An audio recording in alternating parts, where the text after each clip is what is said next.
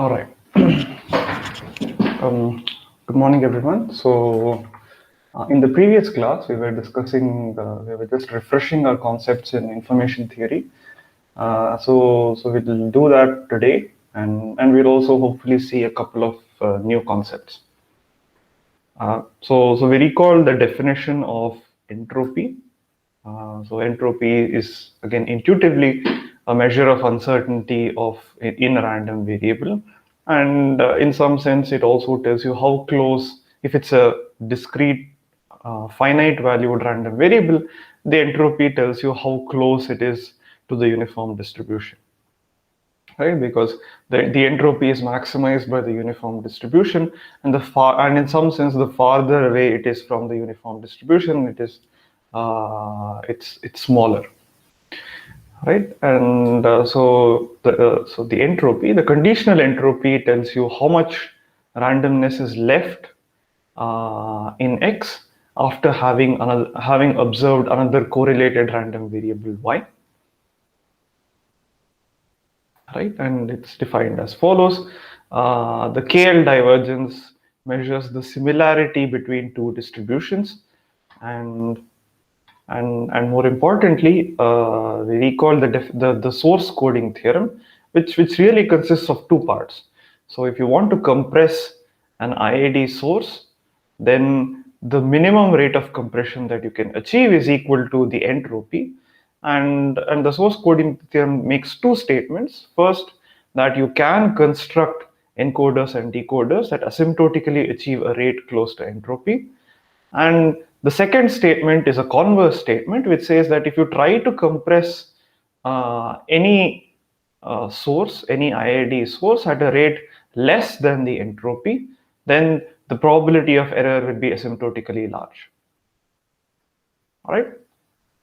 And we also recall the definition of the mutual information, and it basically tells you how much information content is there in Y about X, right? And it's equal to the entropy of X minus the entropy of X given Y, or the amount of uncertainty in X minus the amount of uncertainty remaining in X after having observed Y.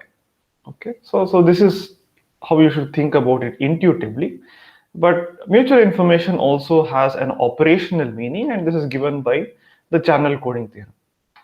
Right? So the channel coding theorem says that you can construct a sequence of encoders and decoders that get you close to the capacity.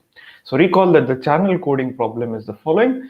You have kn information bits which you can encode into an n-length code word. So basically you have a discrete memoryless channel given by, described by a conditional distribution py given x, and the goal is to communicate as reliably as possible through this channel. Right? So the channel is described, so the channel is random, right? And this captures the notion of noise.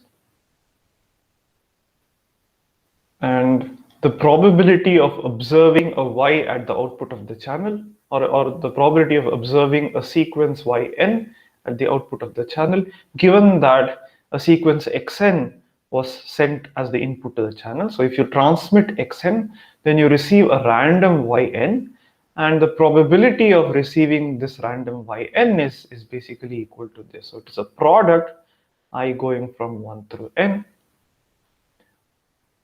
py given x of yi given xi, right?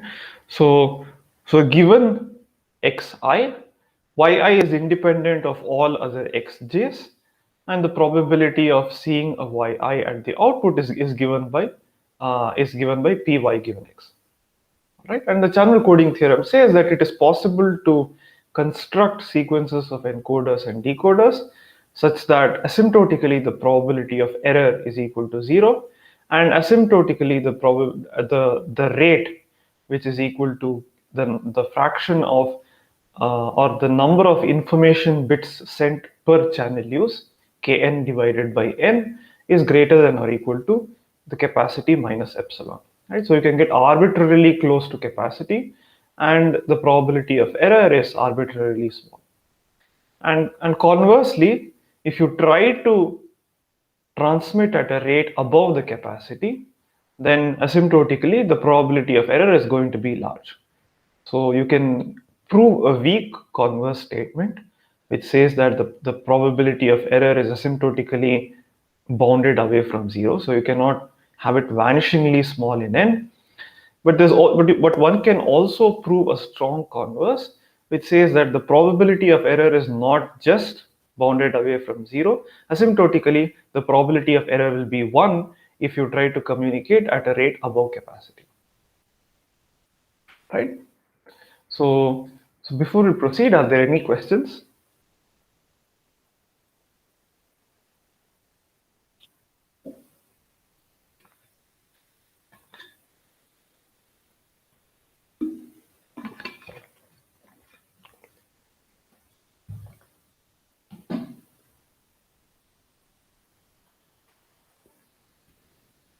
So once again, you would have seen yes, Sohit.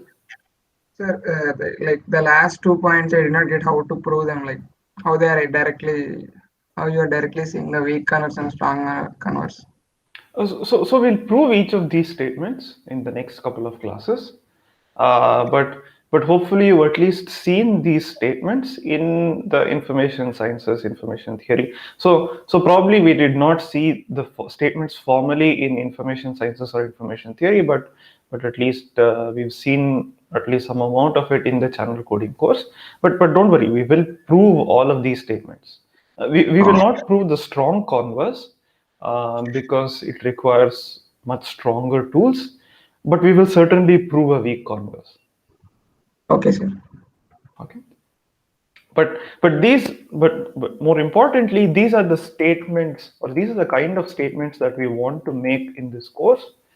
So this is of course for a single user communication system. There is one transmitter and one receiver.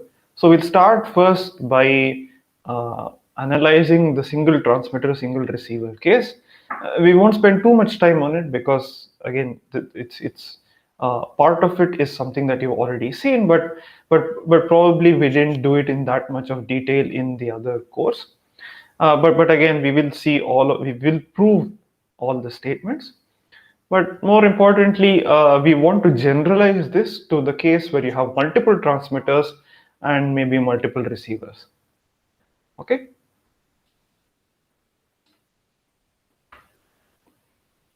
So once again, so we will prove a weak converse. So we'll show that asymptotically the probability of error is greater than or equal to some constant which is greater than zero. We may not be able to prove a strong converse in this class, but just for your information, it is possible to prove a strong converse.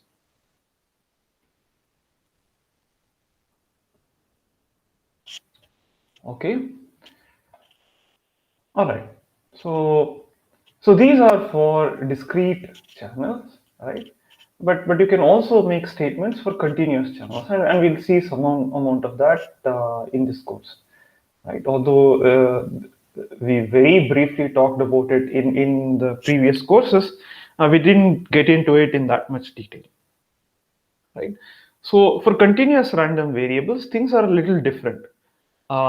So firstly, just like we had the entropy for a discrete random variable, we can define what is called the differential entropy for a continuous random variable. And the differential entropy is defined almost identically. So basically you replace, so if you have any continuous random variable x with a probability density function fx, so fx is the probability density function of x, and fxy is a probability density function, the joint PDF of x and y, then the differential entropy of the random variable x is given by this. So it is the integral f of x log 1 over f of x, right? So it's identical to the definition of entropy, where you just replace the summation with an integral and you replace the PMF with the probability density function.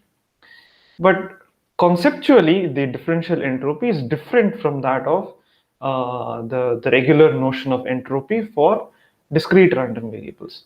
So in particular, recall that for the discrete random variable, the the entropy came about by the source coding theorem. So you had this operational meaning, and in some sense, it characterizes the information content of a random variable.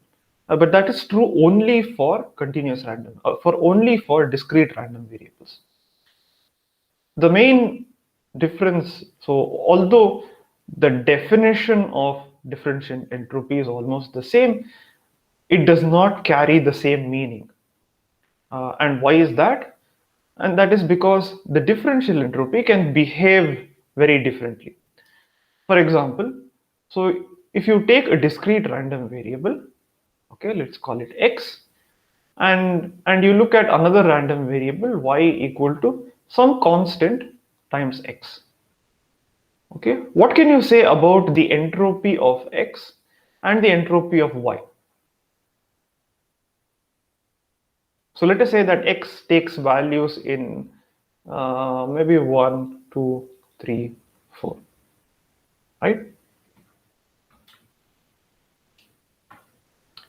So if you have any constant, so let's say 2 times x, right? So y equal to 2x.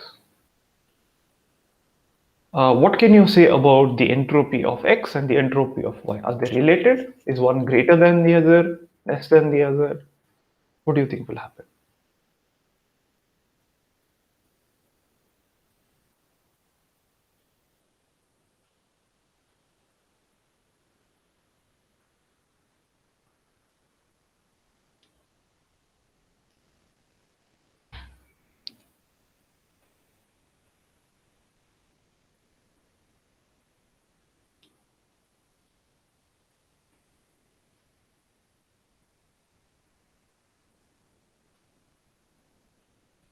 Yes, anyone? Yeah, so Girish has given the right answer. If the entropy of x and y will be the same, right? Because there is a bijective mapping between x and y. So if x takes value 1, then y will take value 2. If x takes value 2, then y will take value 4. If x is equal to 3, then y equal to 6. And if x equal to 4, then y equal to 8, and vice versa, right? So given y, you can uniquely determine x, and given x, you can uniquely determine y, right? And again, if you think about it, the entropy of both the random variables are going to be the same. But now that doesn't happen for differential entropy. So, uh, so here is an exercise. Uh, so compute h of 2x. So given a random variable x, you have the differential entropy. If you compute the differential entropy of 2 times x, so if you compute it, you'll see that the differential entropy is different, right? So show that h of 2x is not equal to h of x in general. All right, and in fact, unlike unlike the discrete entropy, differential entropy can be negative. So h of x for a discrete random variable x, h of x is always greater than or equal to 0, right? But that is not the same for differential entropy. The differential entropy can be negative. So again, you've seen this in the information theory course. So so another homework is to give an example of a random variable x for which the differential entropy is equal to 0, and another random variable for which the differential entropy is strictly less than 0.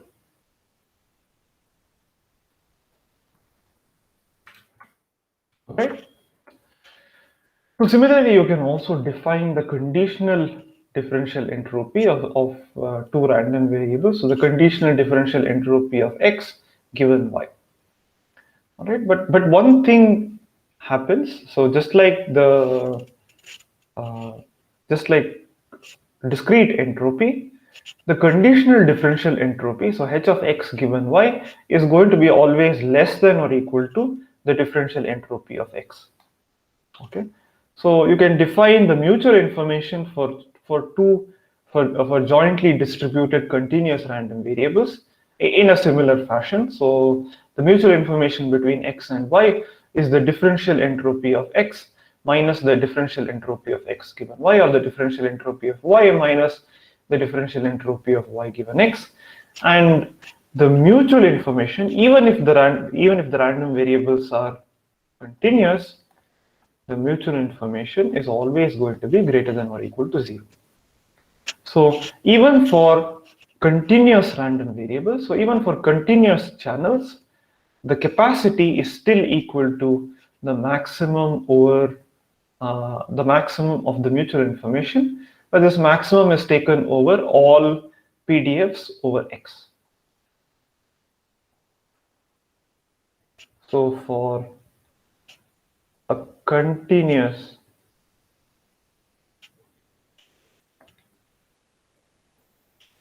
memoryless channel,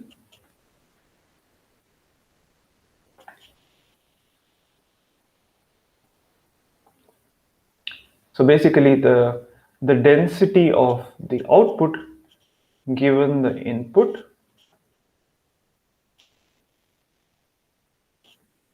is equal to the product I going from 1 through n of fy given x of yi given xi.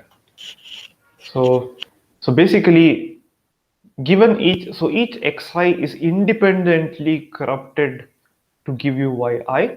So you transmit a sequence xn, you get as output a sequence yn, but the corruption for each xi, so the corruption from xi to yi, happens independently, and the distribution remains the same. So it's always f of y given x, right?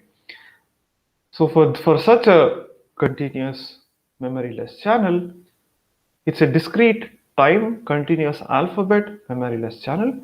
The capacity is still equal to the maximum over all input distributions fx of the mutual information between x and y. All right. So any questions so far?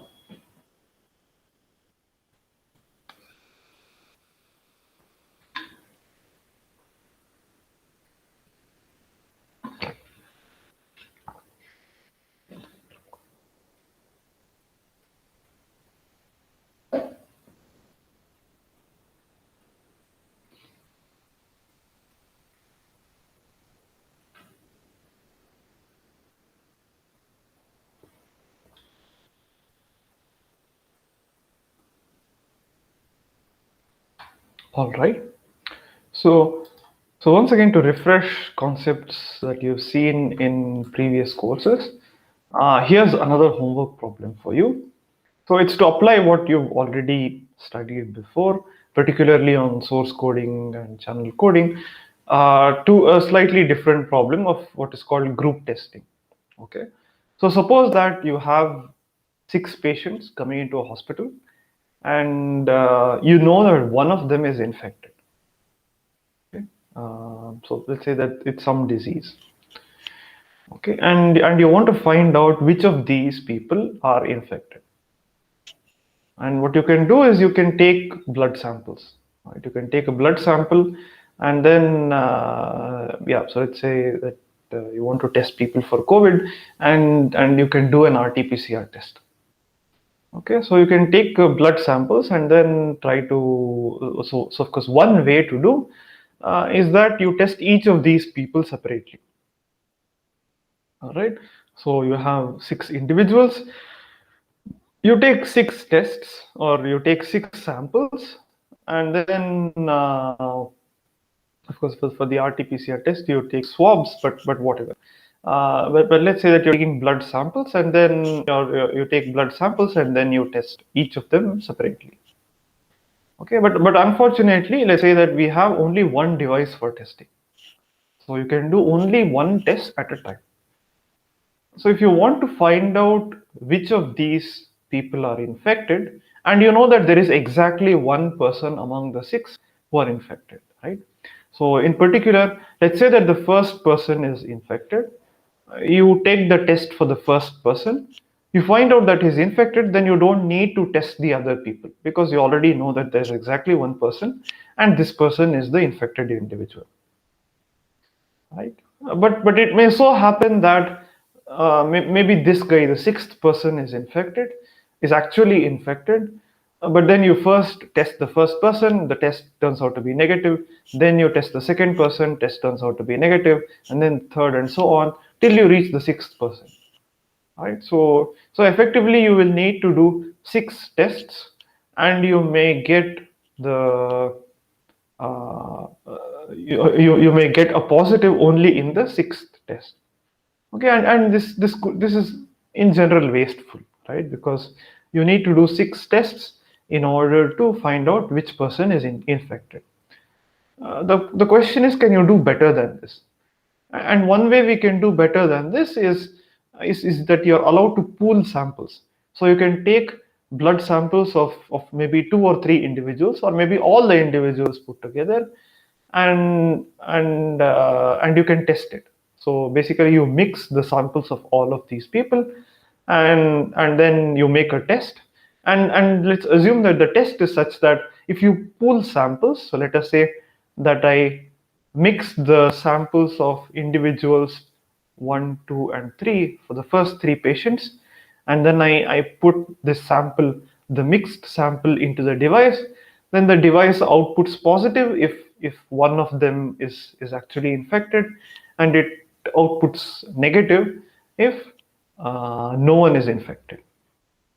Okay, so that's one way. That's one way of finding out if there is an infected individual or not. Okay, and we want, and ideally, since there could be many patients coming in, we want to minimize the expected number of tests. So on average, we want to minimize the number of tests. So again, for expectation, you also need probabilities.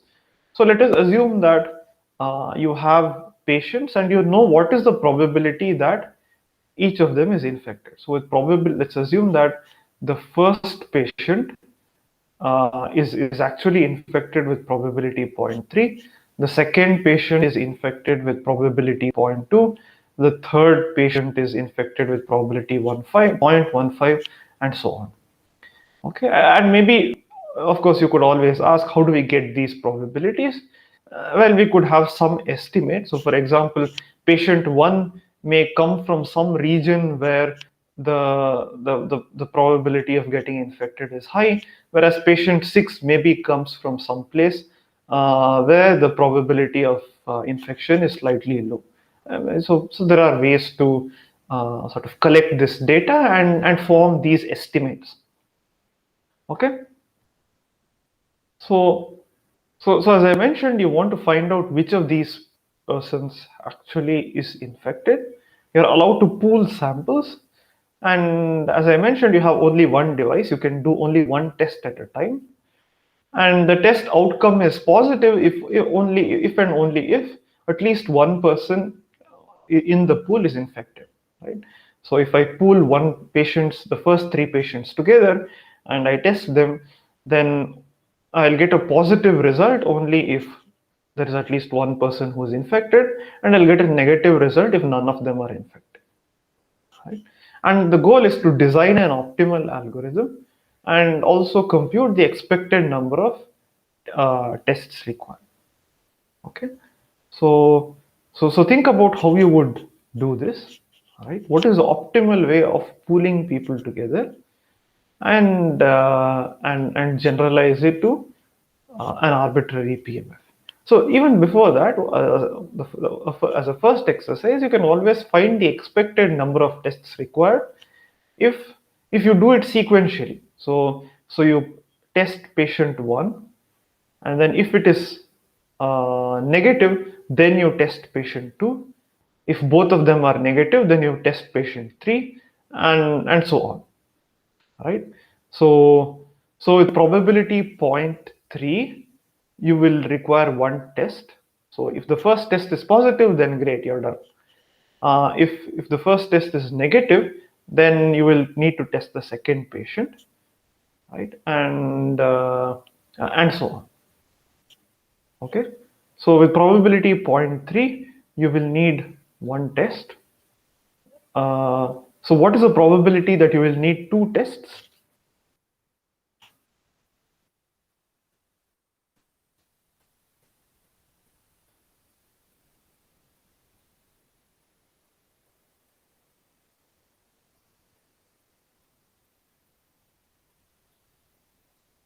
Not exactly. So these are not independent, right?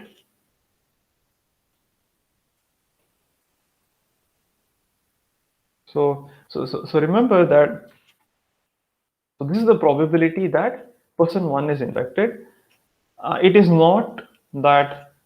So the event that A is independent, and the event that so the event that person A is the person A is infected, and that person 2 is infected. So these two events are not independent, right? So the probability that the ith person is infected is pi, and p1 is 0.3, p2 is 0.2, p3 is 0.15, and so on. So with probability 0.3, the first person is infected, right? And with probability 0.2, the second person is infected. So you will need two tests if the second person is infected. You will need three tests if the third person is infected, because you're testing first number 1 and number 2 and then number 3, right? So in fact, the probability that you will require two tests, if you do it sequentially, so the probability that one test is required, so it is 0.3. The probability that two tests are required, so this happens if probability that the second person is infected, and that happens with probability 0.2. So three tests are required if the third patient is infected, and this happens with probability 0.15,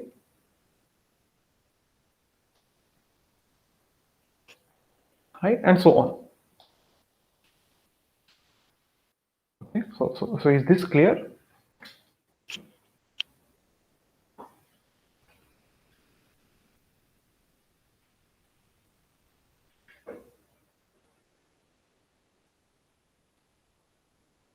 Okay. So what was not clear?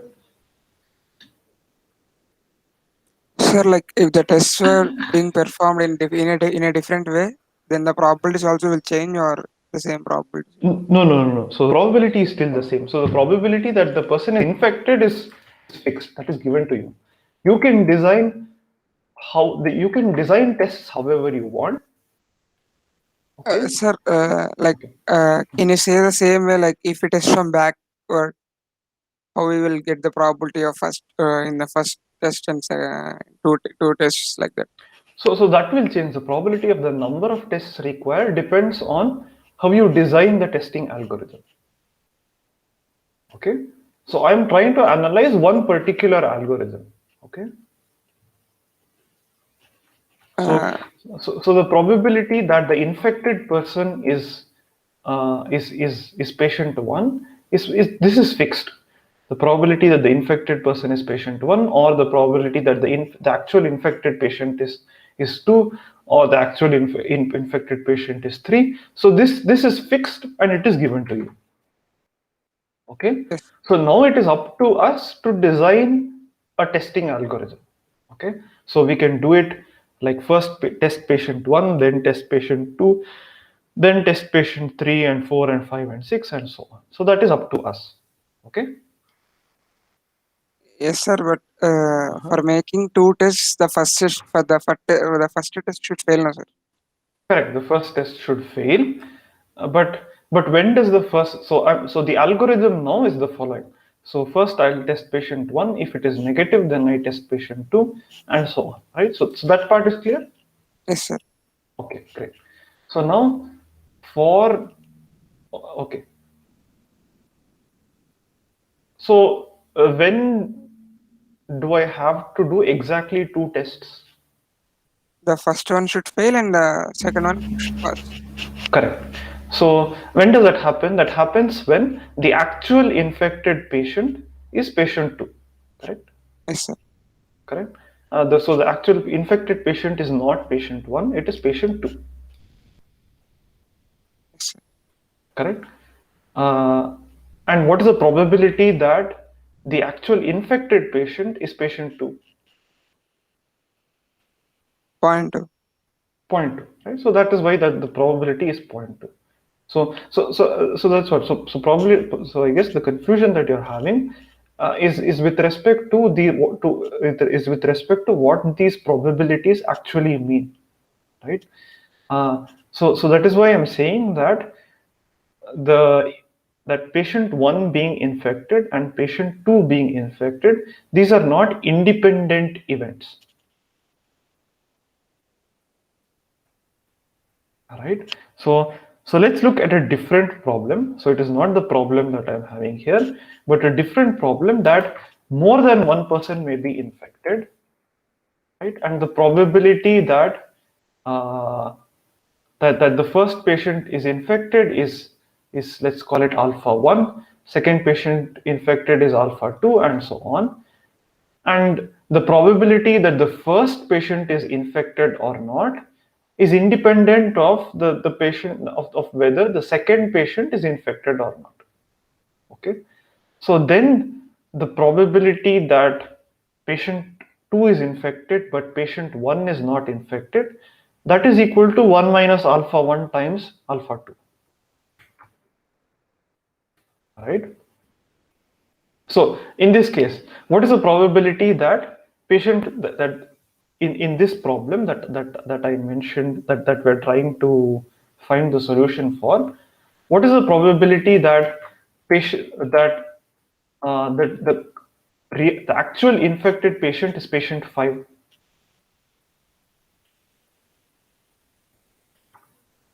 If they are not independent or if they are independent. If they're not independent? Like I was not clear, but according to the given statements, it's point one. It is 0.1, correct? So I agree. It's a slightly artificial statement because I mean problem, because I'm assuming that there is exactly one patient uh, who is infected, and these are the probabilities. Okay, it's an assumption, but we'll stick to these assumptions. Okay, so if the actual patient is patient 5, and this event happens with probability 0.1. Okay, so how many tests would be required?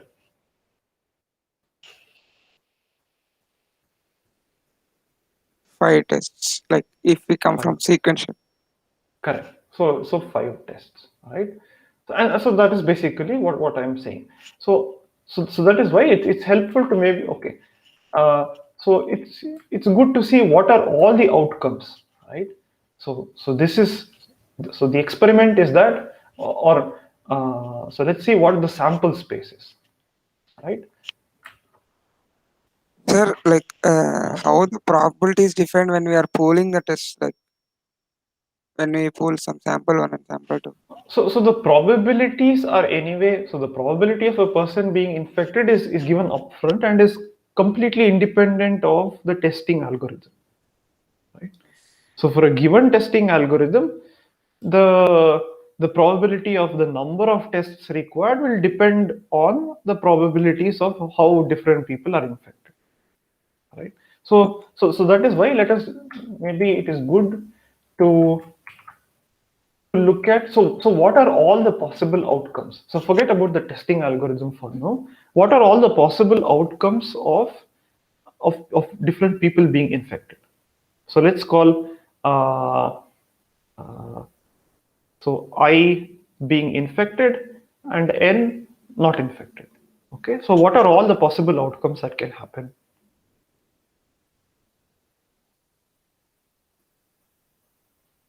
So you have 5 patients, right? So there are basically 5 tuples.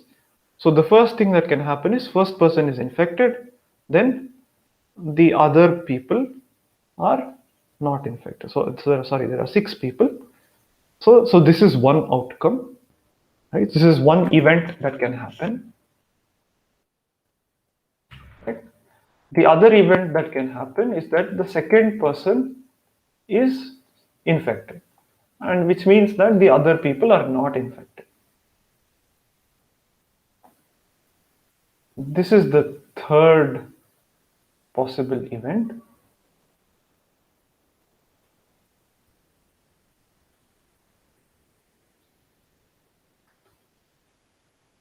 and so on.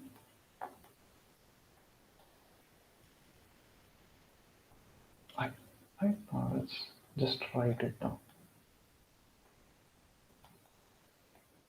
Right? So basically, this is our sample space. Do you agree?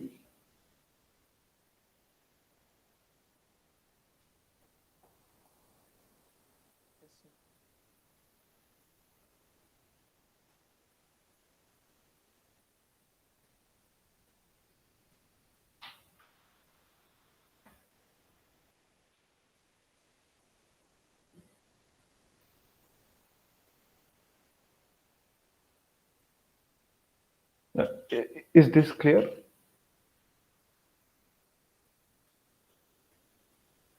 So in the problem, you are given that exactly one person is infected. Okay. So these are all the possible things which can happen because you know that exactly one person is infected. Okay? And each of these uh, elements of the sample space, you are given the probability.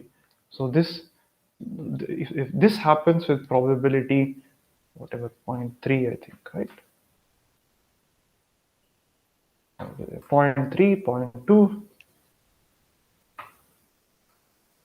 0.3, 0.2, 0.15, 0.15, 0.1, and 0.1. Okay, so this is the sample space, and these are the corresponding probabilities. So this is given in the problem. This is given to you, and now it is up to us to design a testing algorithm however we want. All right. So of course, one way is to do it sequentially. So you do one test. So one test is required if this is actually the outcome, and 2 tests are required if this is the outcome. 3 tests are required if this is the outcome, and so on. So 6 tests are required if this is the actual outcome. Correct? And for this, you can compute the expected number of tests. So what is the expected number of tests equal to?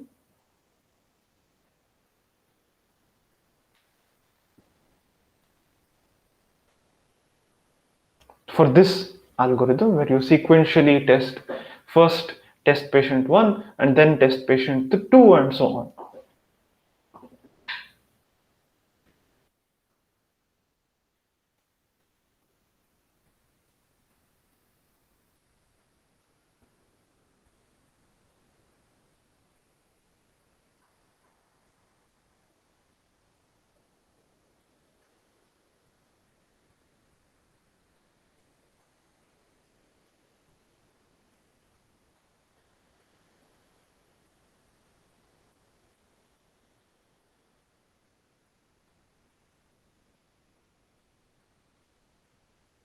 Okay, so how did you get that? So what is it equal to? I don't want you to simplify. Just tell me what it would be equal to. Just give me an expression.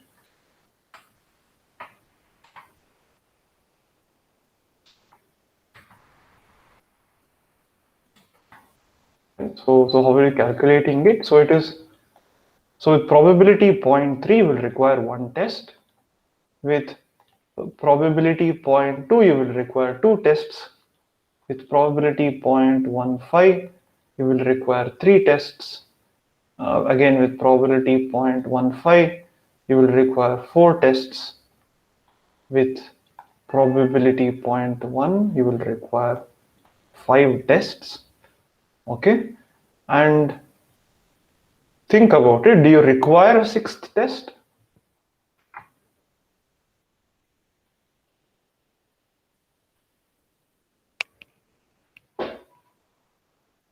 Is the sixth test really required?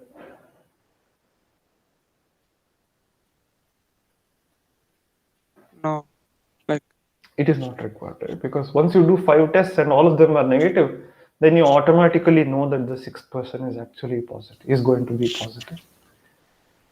Right? So this would be the expected number of tests if you employed this kind of algorithm. Now, okay, so you could try to think of a different kind of algorithm. I'm not saying that this is optimal, but let us say that I pool patients one and two together, okay, and then I decide to pool the rest of the patients together. Okay, so a new algorithm number two. So I pool one and two together, and then 3, 4, 5, 6. Okay, I'll do a test for these people, and then I'll do a test for this set of people. Okay, now if this test, so first I'll do a test for this pool. Okay, so first test 1 comma 2. Okay, and if it is positive, then I'll test patient 1.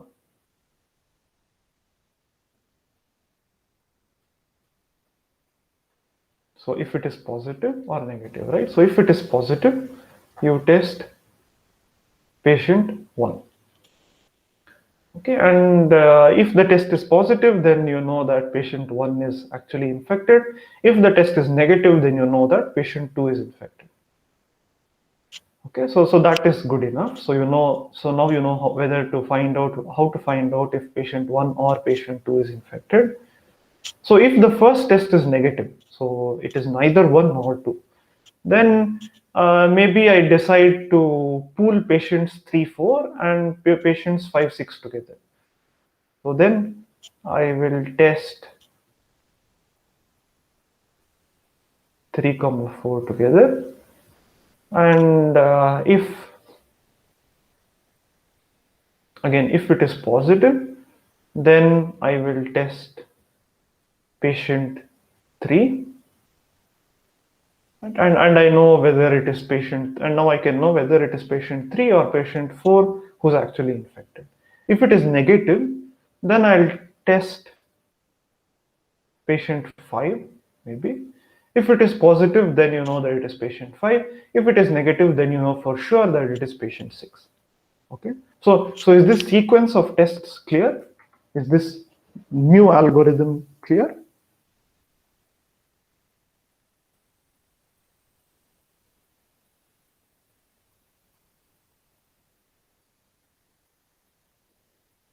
So it's a different sequence of tests. I don't test them individually, but I do some pooling and then test. Okay, now I'm allowed to pool patients together. Any questions with respect to this testing algorithm?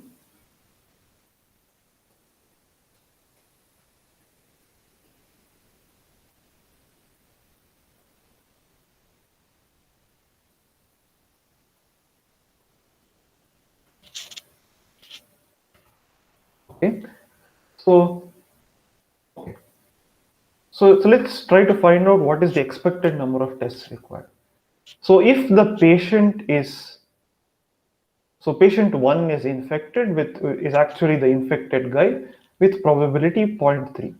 So if patient 1 were infected, so if the actual outcome is this outcome, then how many tests would I have had to do?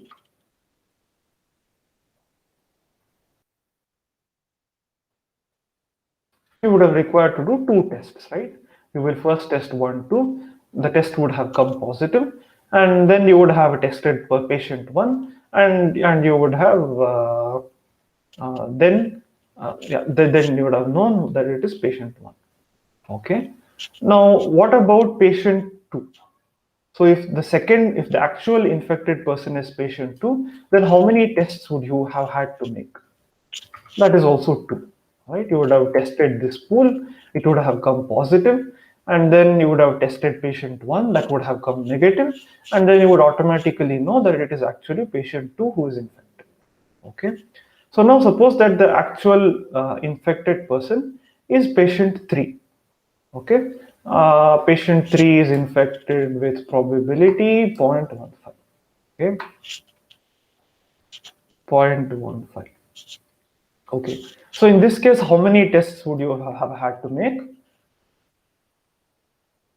4? Not really, right? You would have had to test this. This would have been one test that would have come out negative. Then you do this test, which would have come out positive, and then you would have done this test, and that would have come positive. Right? So 3 tests are required. This is test number 1, test number 2, and test number 3. Similarly, if patient 4 was infected, that happens with probability 0.5, how many tests would have been required? Again, 3. Right? So the first test for 1, 2 would have come negative. Then for test for 3, 4, this would have come positive. And then the test for patient 3 would have come negative. And therefore, you would know that it is actually patient 1. So similarly for patient 4, that happens with probability 0.1. If patient 5 is actually infected, then how many tests are required? Again, 3 tests. So this would have come out negative. This would have come out negative. And then you would have tested patient 5, which would have come out positive. Right? So this would also be 3. And again, if patient 6 is positive, then again you would require a total of 3 tests. Right? Okay. So now, what is the expected value? What does this turn out to be?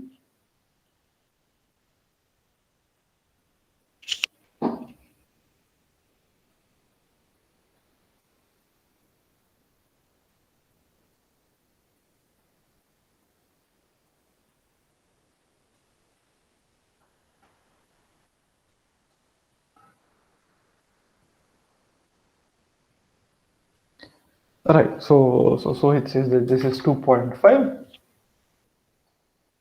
Let's say that this is 2.5, and hopefully this is less than our first algorithm. All right. So for algorithm 1, you would have got something higher than this. Right. So now, just by pooling tests, we don't know if this is the optimal way of pooling, but by doing this kind of pooling, I've actually brought down the number of tests to 2.5. Okay. So sorry, 2.85 is for which one? Test algorithm 1 or algorithm 2? Okay. So for algorithm 1, this turns out to be 2.85. So the expected number of tests required for algorithm 1 was 2.85. For algorithm 2, it is 2.5. Right? So now by pooling these, we can actually bring down the expected number of tests required. So if you do this repeatedly for a large number of times, then on average you would require fewer number of tests if you did pooling.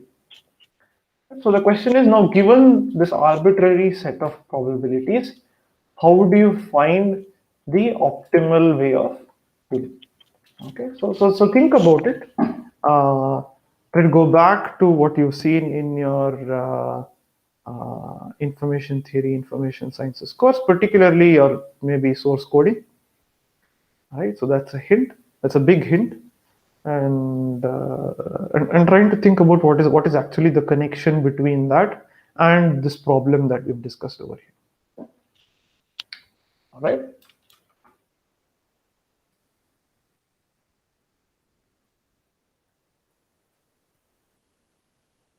Okay. So that was about the different information quantities that we've studied in previous courses. So a very important result, an extremely important tool which will be used to prove impossibility results is the data processing inequality. So and it basically says that by that additional processing cannot really help. So if you have three random variables x, y, and z, such that x, y, z form a Markov chain. So in particular, p z given x comma y is basically equal to pz given y. So z is independent of x given y, or and vice versa. X given yz is equal to p x given y. So conditioned on y, x is independent of z. So essentially, conditioned on y, the random variables x and z are independent. So if you have this Markov chain, then the mutual information between x and y is always going to be greater than or equal to the mutual information between x and z. And because of this symmetry of Markov chains, you also have that the mutual information between y and z is always going to be greater than or equal to the mutual information between x and z.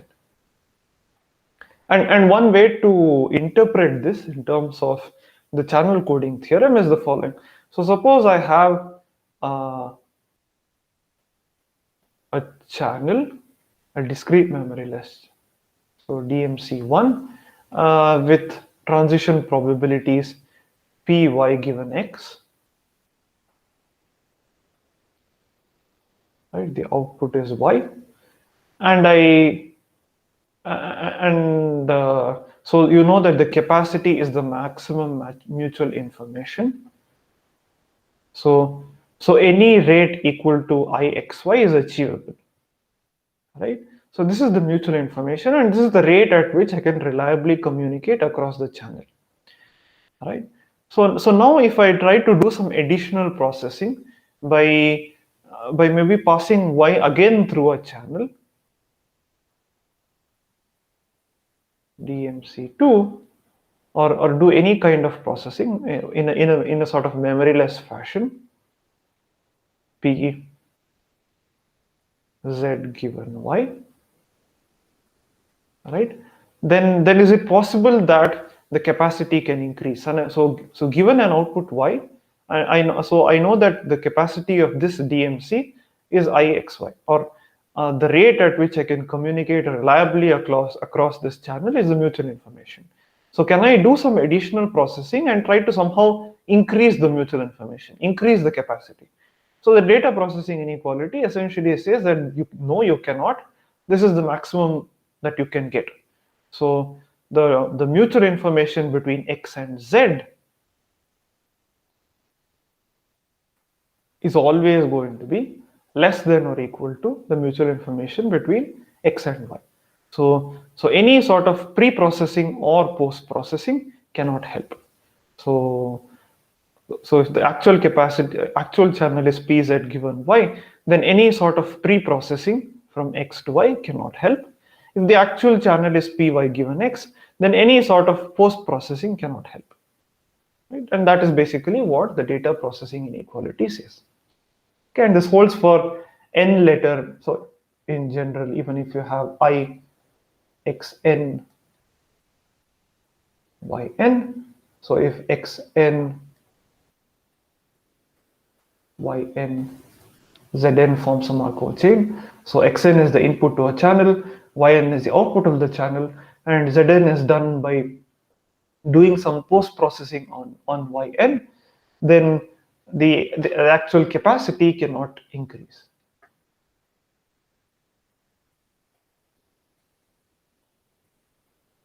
So you cannot increase the amount of information that you can get about xn by doing any sort of post processing.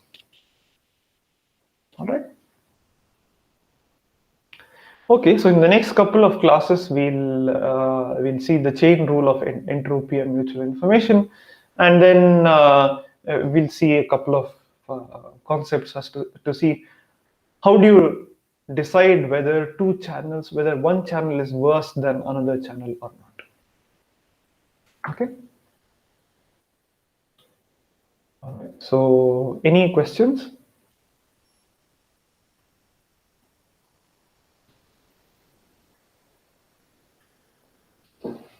Sir, about Yes. so if we are writing the scribbling part, like I have to cover. Suppose if we are writing these notes, we have to cover all the topics today mentioned. Or Correct. So, whatever is mentioned today. So, for example, if there was something that I guess I basically proved everything that was required. So like you don't the have to do starting the theorems you told you will prove in the next classes. correct. So that you don't have to prove. So if there were any sort of steps that were left in between, you just have to complete those. Oh, That's it. So you don't have to prove anything extra. So in this case, you just need to put the statements of various things that were there, and yeah, basically we discussed this particular problem, and we discussed two algorithms. So explain the algorithms and do the calculations and show.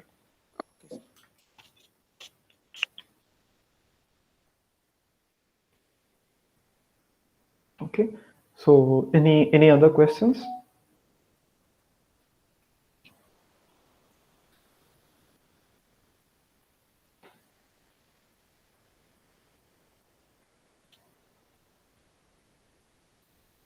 All right. So if not, then we'll meet next week.